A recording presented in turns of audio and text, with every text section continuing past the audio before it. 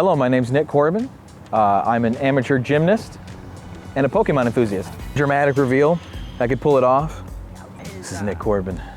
I'm a filmmaker, I'm an English teacher, I'm a musician. Been filmmaking here in Toledo probably since 2008 or so. Started taking it seriously in 2010. Probably a jack of all trades, maybe a master of one or two.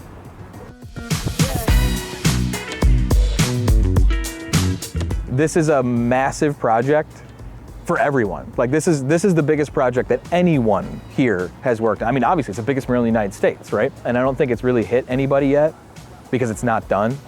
I was scrolling through the news app on my phone and I saw Miami Street silos to be painted. When I did music, when I was a lot younger, I used to hang out over here on the east side a lot.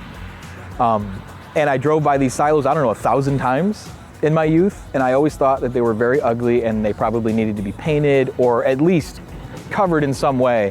So I said, all right, I think I'm just gonna email the artist himself and see if I can get involved in this project in some way.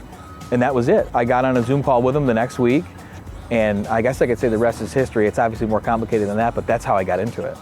Yeah, so equipment-wise, like what am I using to shoot this? So I came in here, I feel like almost nude in terms of like the equipment that I thought I'd be able to shoot it with what I owned already, which was possible for maybe a couple of weeks. It was just basically me with my GH5 and the trusty 24 to 105 millimeter Canon EF lens. You absolutely cannot stand at the base and get any good shots, regardless of how wide your lens is. You know, you absolutely have to be out. So that's where the drone comes in. And then also, I'm deathly afraid of heights. I would suffer a cardiac event if I went in one of those lifts. So I'm not getting up there and shooting anything, period. So I need a GoPro. And I said, okay, this is what I think this documentary could look like when it's done.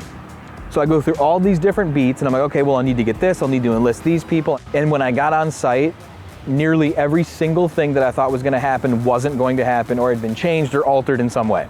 You know, every single thing about this documentary has changed. I don't think a single thing has stayed, other than keeping the human element center. I think what people really don't realize when we're talking about documentaries is the interviews take the least amount of time. So this B-roll, I mean, we're talking about 5 months of B-roll.